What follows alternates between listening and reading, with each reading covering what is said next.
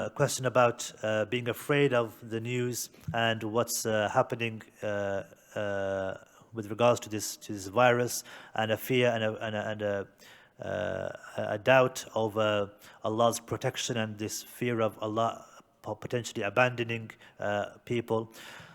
Of course, Allah subhanahu wa ta'ala, He tells us, أَحَسِبَ النَّاسُ أَن يُتْرَكُوا أَن يَقُولُوا آمَنَّا وَهُمْ لَا يُفْتَنُونَ.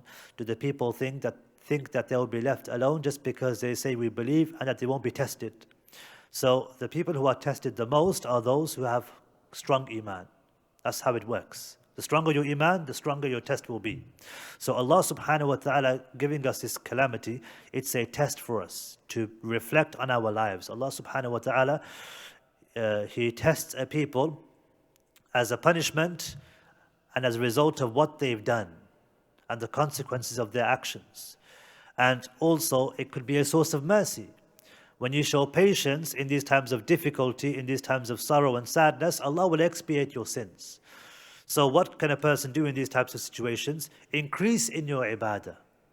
Don't decrease in your acts of worship, increase in your ibadah. Show Allah subhanahu wa ta'ala that you are a stronger believer and that you are turning back to Him when it comes to these trials and these calamities and these difficult times.